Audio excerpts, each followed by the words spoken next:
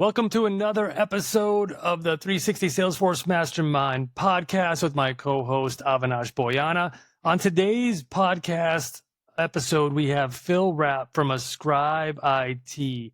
A little bit of background on Phil. Started out in the technical side, launched a Salesforce consultancy. What were some of the takeaways you had from the discussion with Phil, Avinash?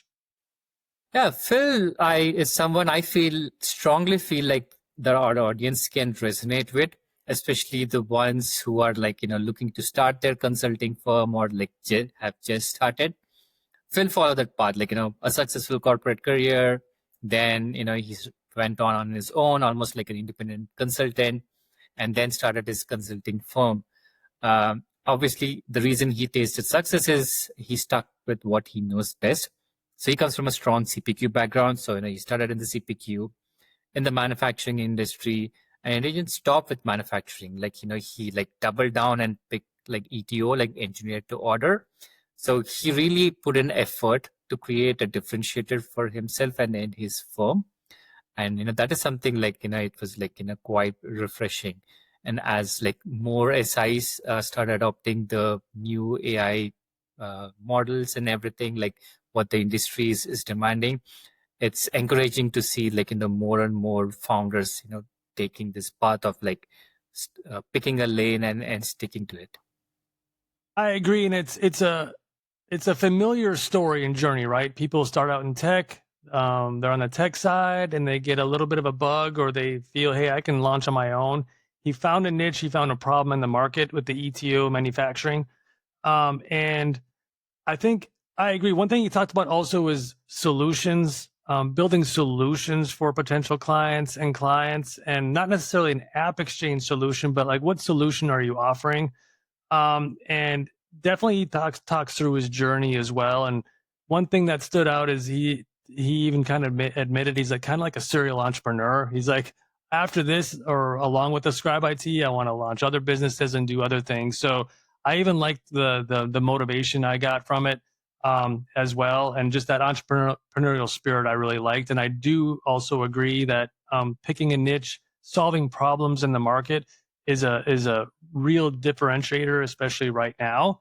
But he really gets to the nuts and bolts of how he did it, why he did it, etc. So I think it's really valuable for other folks, either launching agencies or that have existing agencies, to get a lot of insights from Phil. Let's dive in.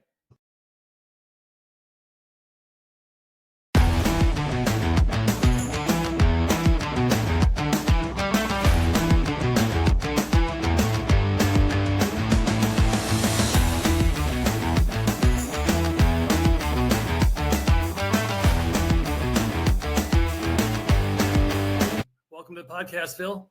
Thanks, John, for having me. Awesome. And Phil is the founder of Ascribe IT. And just to kind of get into your background, what was your background before you got into Salesforce and the Salesforce ecosystem?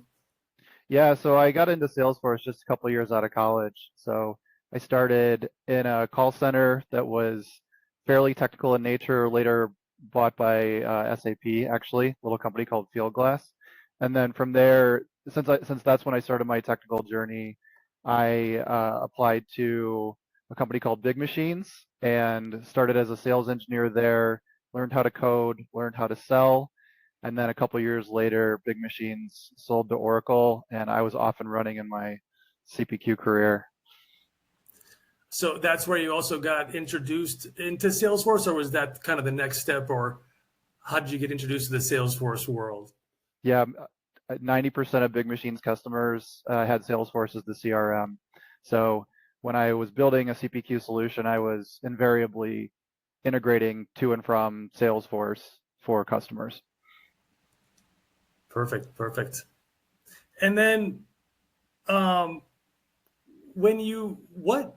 guess back then you were doing that work, working with customers. What happened where you felt you wanted to kind of start your own thing, kind of launch your own agency? You're doing selling, you got technical stuff, you're a Salesforce architect, technical background as well. For the listeners, where was that point where you felt you wanted to launch your own thing? Yeah, it was it was when I transitioned from a sales engineer to a solution architect. So once I realized that I could run a project from the technical side, that's when I started thinking about potentially starting my own practice.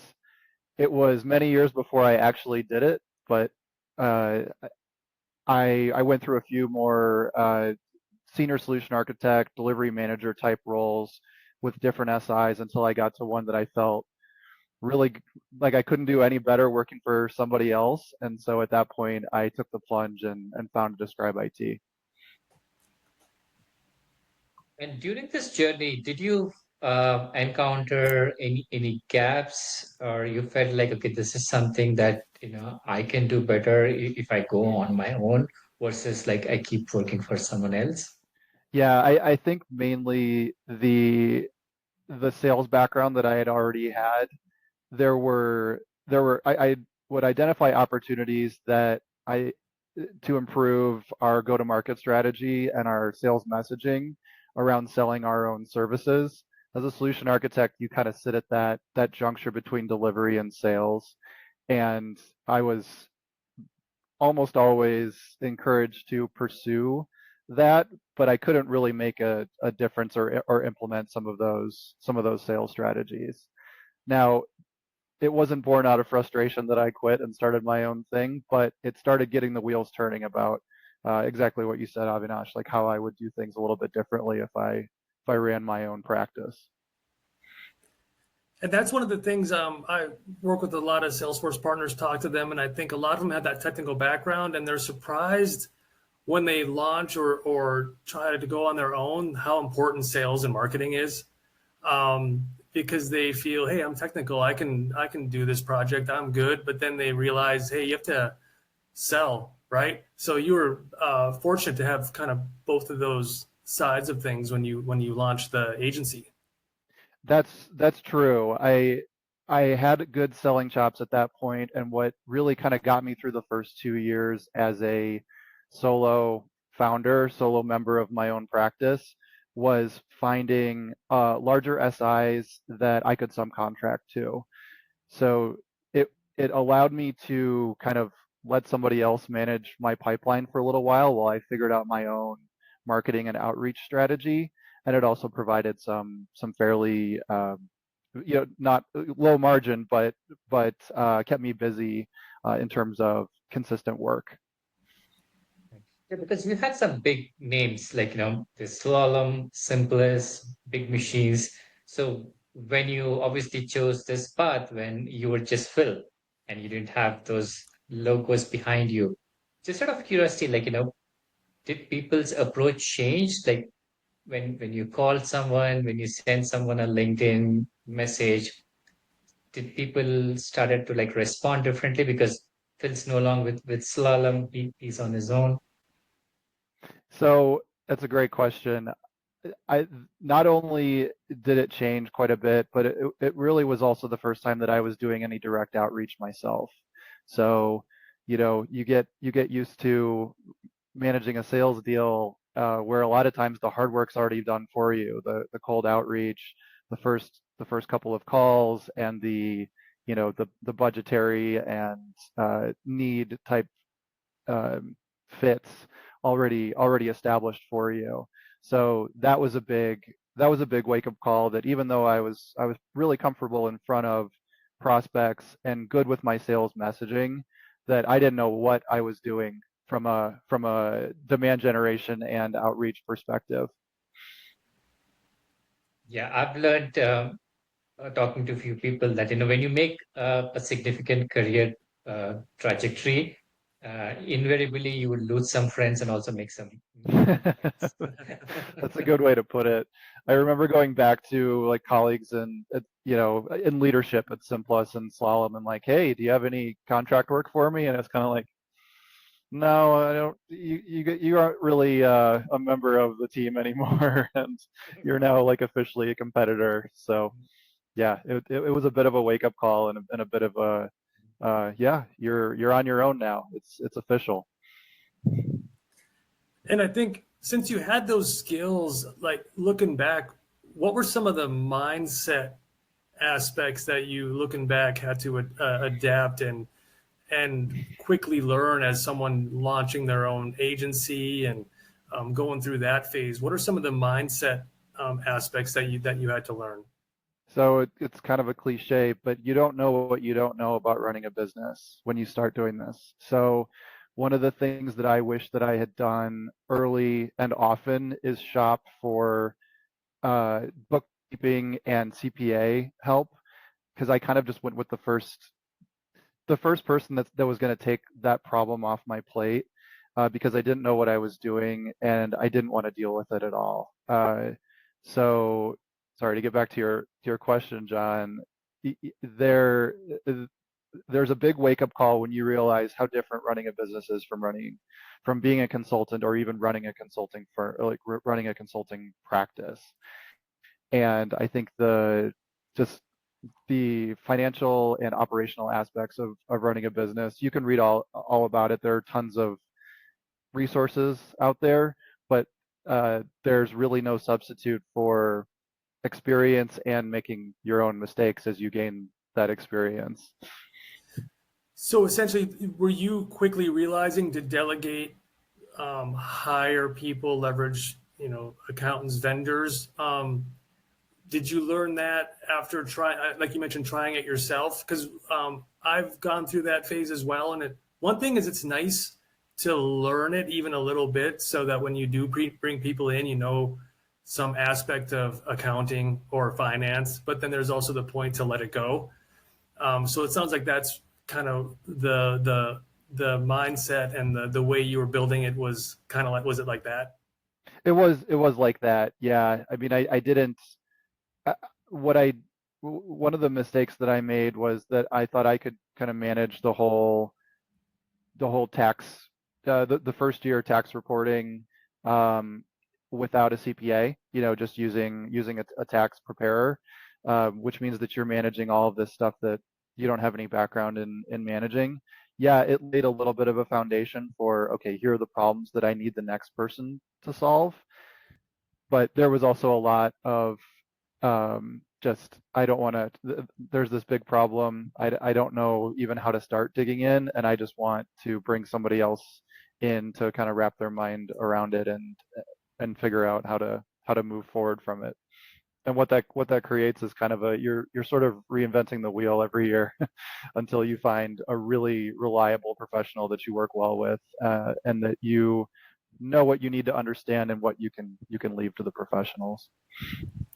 So how does it feel like, waking up in the morning and realizing that like you need to perform today because there are like so many people relying on you for their paychecks? Like how does that pressure, like, I don't know, do you feel that as a pressure, and how do you deal with it? Yeah, yeah, it's really, what I've learned is how important it is to manage my own time and my own emotions as a founder.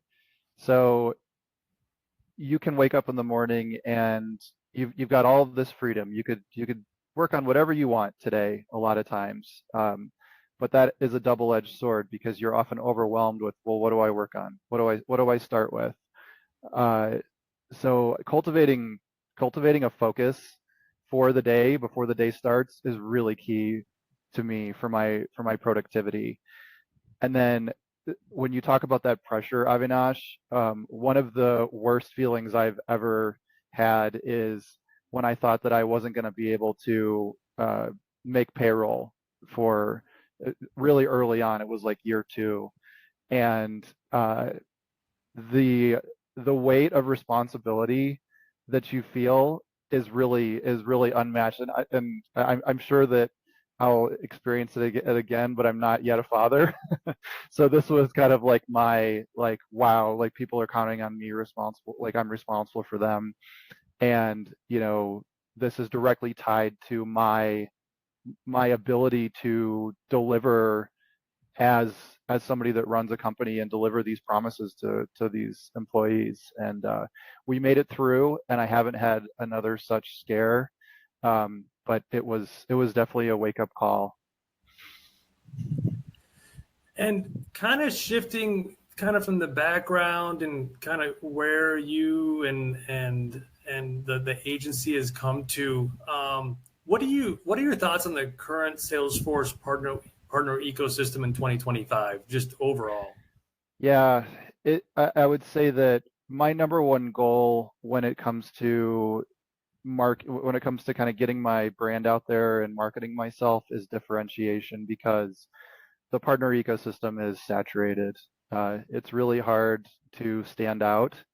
You feel like well, you are literally one of, thousands and thousands. And so, I think that finding a consistent message, really zeroing in on an industry focus as well as a sort of product or cloud focus is really, really important. There's a tendency there's a tendency to want to cover a lot of different clouds and a lot of different industries to make it seem like you can do everything, but that hurts your ability to stand out.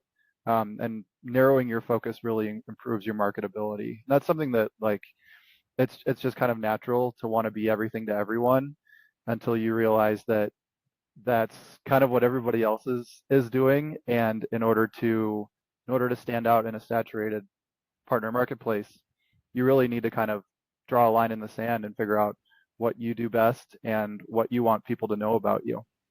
In And our case, yeah, sorry. And then just to be specific, in our case, we really cater to manufacturing customers, specifically engineer to order products. Um, and we're sort of CPQ tool agnostic, but CPQ as a process is really how we go to market. Did it not scare you that you could be leaving money on the table, especially like you're running lean, you have payrolls, scaries, like a knee-jerk reaction would be like just take on some subcontracting work, steady stream of income. You can pay people and then like think about it maybe in the future. Yeah, I think that once you grow a little bit more past the first couple of people, subcontracting work starts to get a little bit scarier, progressively scarier when you start talking about cash flow. So, not only are your margins not great typically, but you're not getting paid until your contracting entity is getting paid. So when you start having folks who are on salary, who are on a consistent payroll, then you really need to you need to focus your efforts more on the projects that you can control and the ones that generate quicker cash up front so that you can manage your cash flow better. Interesting. and ETO, I was researching. I'm not familiar too much in that niche, which actually um, explains even your thoughts on it, right? Like these consultancies need to have understanding of the businesses, their pain points, their problems. For the people that don't know, can you walk us through kind of what ETO is? Yeah, yeah, absolutely. So ETO stands for engineer to order.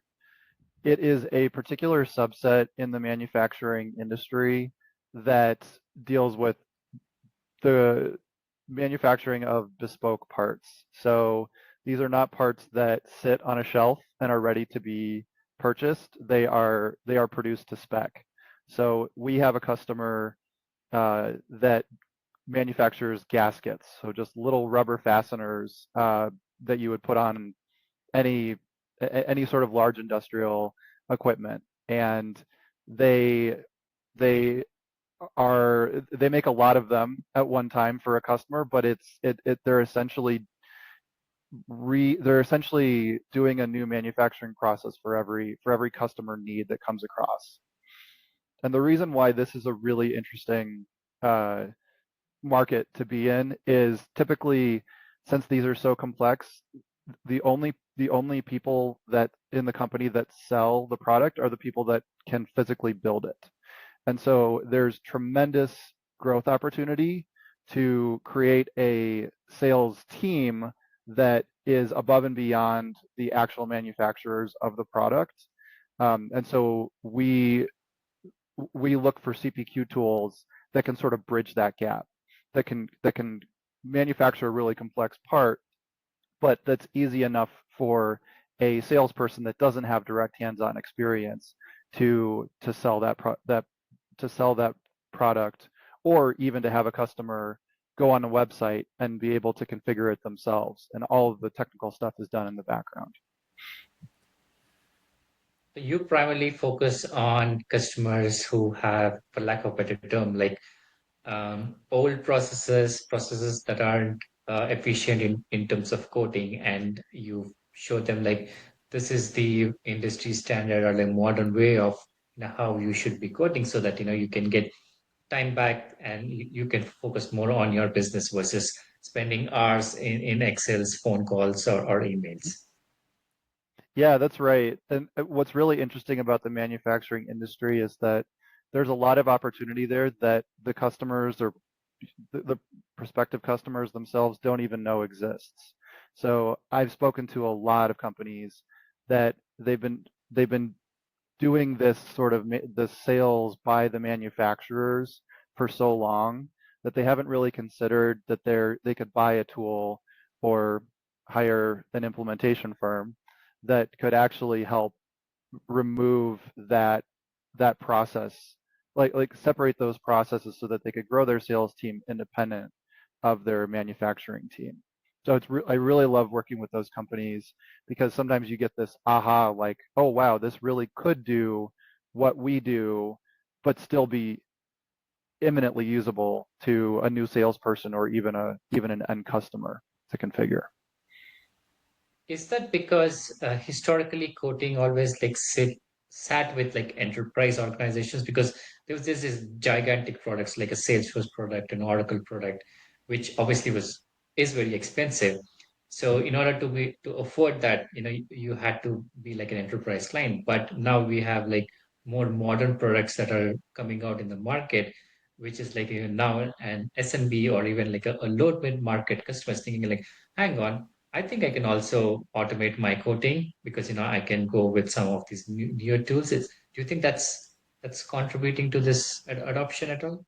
I do. I think the old tools that you identify really do a poor job of implementing rules and logic to make sure that what you're configuring gets put together correctly and is actually buildable and orderable.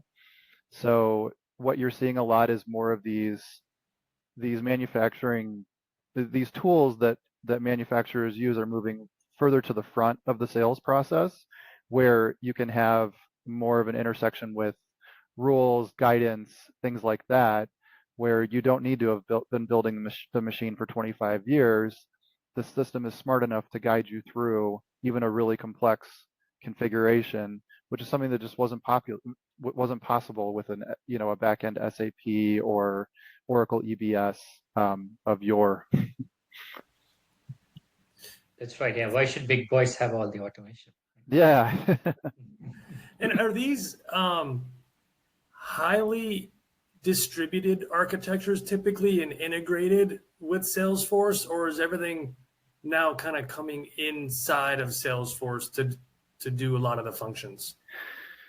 So the it's a mix of both, but I'm really seeing a trend toward composable API solutions. So that's good news for everybody. It's good news for Salesforce customers because it's very easy to connect to these systems that run um, on stacks that are really, really powerful and fast and can handle thousands and thousands of rules, running instantaneously. It also means that you can use those tools. You could stand up a website to connect to those tools. You don't necessarily have to have a managed package built specifically for Salesforce, catering specifically to Salesforce customers. These that they're more flexible is really good news for the market in general and competition, because now it's kind of like the best will kind of come out on top, and whatever CRM or you're using or ERP you're connecting to, they can fit in there. Makes sense. Makes sense. Oh yeah, go ahead, Avinash. Yeah. I was just going to say, I was thinking in my head, back to the journey you've been through. Like, you had that career, you made this switch, and then you said like, okay, I'm going to go with the manufacturing industry for like what were the right reasons. But you didn't stop there. You said like, okay, that's probably still a very wide cast net. Let me double down and like go into the ETO space, the engineer to order. But you didn't stop there either. Then you said I need more differentiator. And you and I chatted about this in the past. You stumbled upon something called as like outcome based pricing. So not all our listeners are familiar with outcome based pricing because it's a concept that's still catching up. Some people are like more closer to it rather than the. But just talk us through that whole outcome based pricing. Like, what attracted to you the most, and like why you adopted it. Yeah, great question.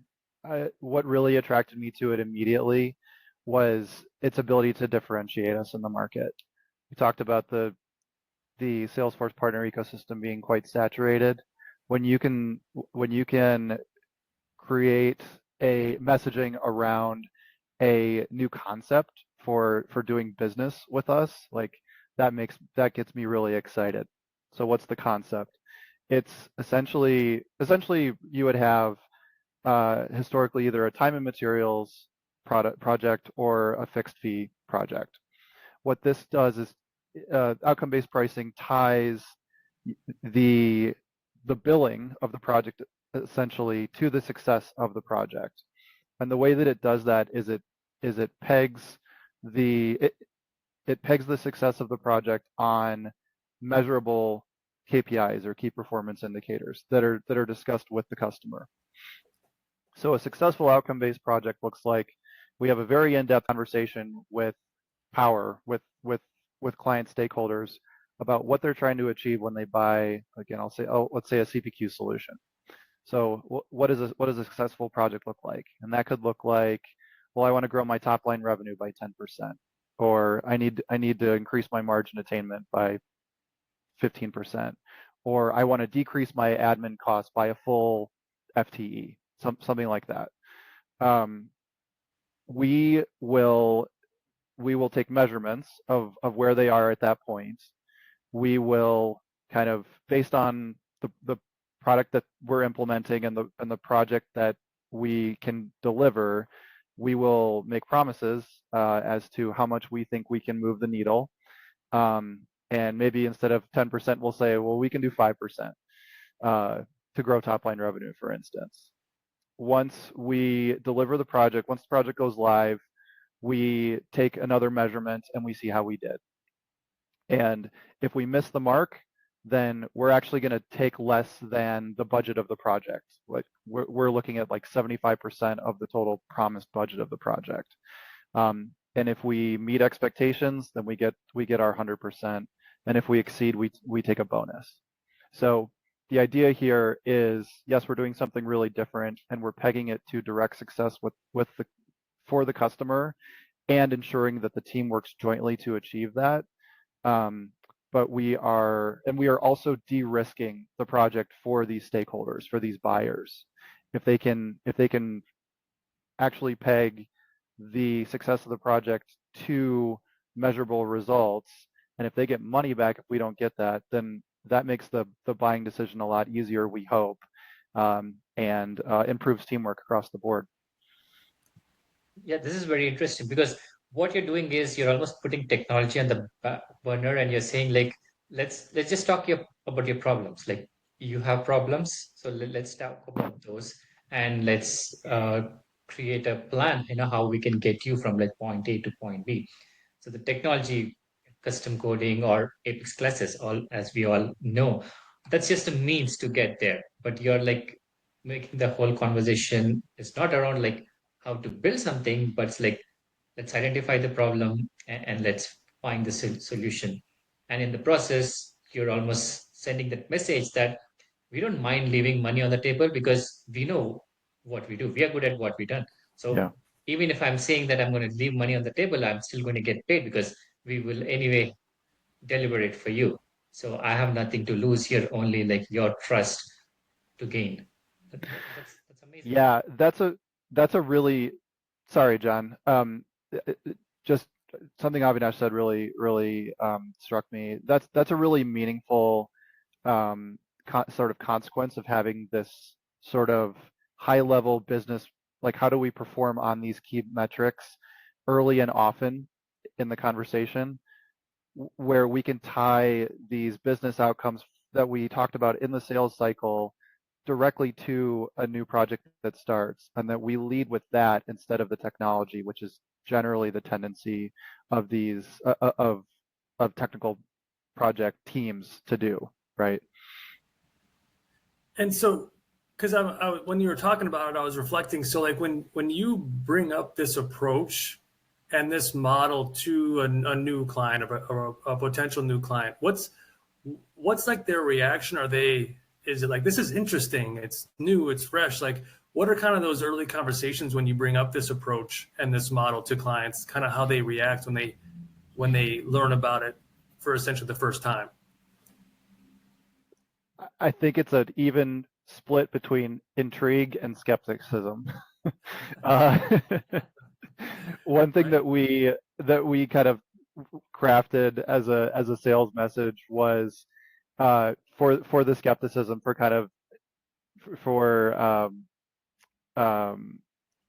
what for managing any skepticism or disbelief there, is that okay, if we have this conversation and you guys aren't ready to kind of peg our project success to these performance indicators, then we just do a time and materials project. Like this is something that it's available if you need it, if you're ready for it, if we're both ready for it as a project team, and if not, we just default to a pretty standard project structure.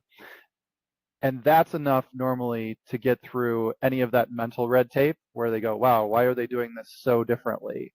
Where we can say, well, we've done this a dozen times, we've done this so many times this way, like, but we're trying this for your benefit, and that normally gets through that initial skepticism.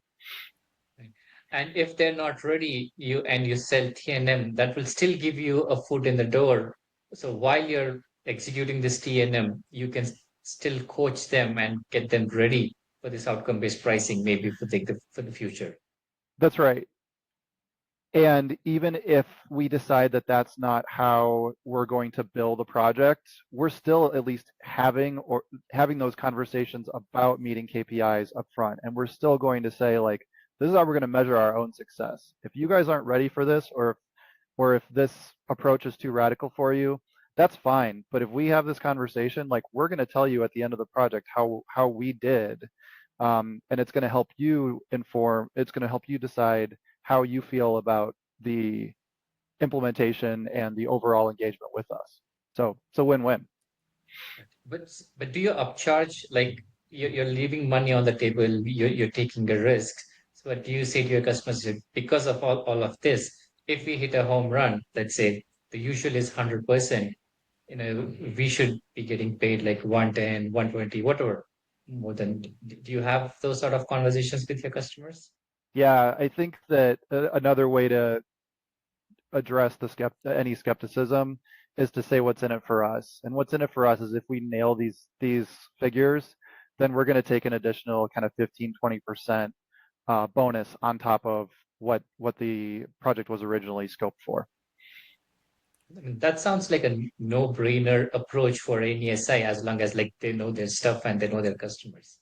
Yes, and for a customer perspective, if you say that this is how much we need to move the needle, and we give you 25% more, I think you'd be happy to give us, another 10% in budget.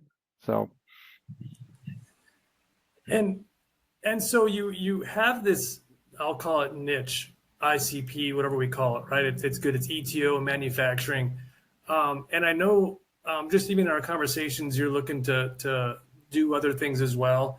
I know you have a AI thing that you're starting up as well. So how do you work through and think through, hey, I need to keep this niche, I need to keep this going, I need to focus on ETO, outcome-based pricing, but yet not disrupt things too much where it allows you still to scale or launch other things as well? yeah, that's a great question. Uh, I think that the ETO focus really helps us keep our outreach messaging, our list fairly short.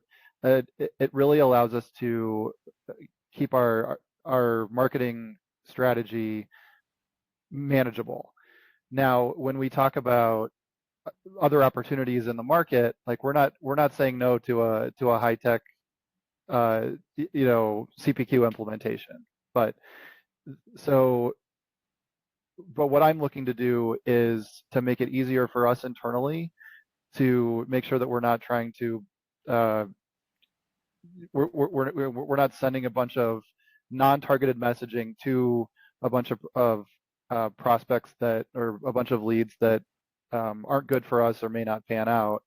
Um, and it just improves the market. Like when we make a LinkedIn post, like that's going to be our ICP, and that really helps our own name recognition and our own um, brand out there um, be more understood, and you know when to call us and when not to. If the message really hits, like we've really nailed it, and we've got you're in that sliver that we do exceptionally well, and that's what we really want to get out there. That makes sense. And I know we brought up the Logic AI, so it's LOGIK.ai. Hmm. Because I think if people look you up and even LinkedIn and what you do in your websites, what is Logic AI and kind of how did you come up with that? So Logic AI is another CPQ tool. They were originally founded by the founder of Big Machines. He was pulled out of retirement by Salesforce to help them solve their large complexity configuration needs. So they had lots of customers, mostly in the manufacturing space, that were operating on CPQ or were prospects, but CPQ did not have the configuration complexity. It could not handle the configuration complexity of a lot of these manufacturers, and so um, they became a CPQ force in their own right, and they're a really good partner for us because they are playing in the same sort of manufacturing ETO spaces that we are. So we still do. It's helped us diversify our CPQ offerings within our vertical, and that's felt like a really good move to me in terms of allowing us to grow a little bit more with the tools that we support while still keeping our focus very narrow. Interesting, very interesting. And to kind of take it back just a little bit, you have a lot of experience. You've learned a lot. You've went through a lot. What's some advice you would give, or at least one piece of advice for someone that's looking to start agency, become an SI partner? We know it's saturated, etc. But looking back, do you have any like one piece of advice that you would give someone or an SI partner even now that's kind of growing? Yeah, yeah. I think it all comes down to at least in the first year or so, it comes down to networking. You leveraging your past relationships, letting as many people in your circle know as possible, like kind of that you're going out on your own, that you're looking to do this, that you could help them in this way. That was really beneficial to me. I was able to I was able to become a subcontractor for an old SI that I used to work with, and that got me through the first 6 months where I could really kind of take a breath, take a step back, and start to build my own thing, build something for the future, I should say. So don't be shy. I think you'll find that people are thrilled to talk to people who are going out on their own like this, and so uh, even reaching out to past CEOs and things like that is way worth your time, and if you don't get work out of it, at least you're going to get knowledge out of it, or you're going to get some sort of notoriety out in the marketplace. And all of those things are well worth having, and something you want to kind of cultivate early and often. That makes sense because I know a lot of people are like, I'll get my website up, and they're kind of, thinking the basic stuff. It's like, no, network, talk to people, let them know Yeah. your stuff.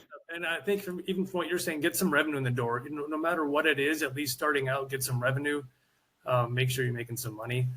Um, that, Yeah, that, I would add one more thing, John. You made me think of something, which is I was overburdened by my conception of what a real company looked like. And so one of the first things that you do is you create a website, you hire people, you want to you want to look like a company before you actually are really operating as a company. And that's a good way to throw a lot of money out the door.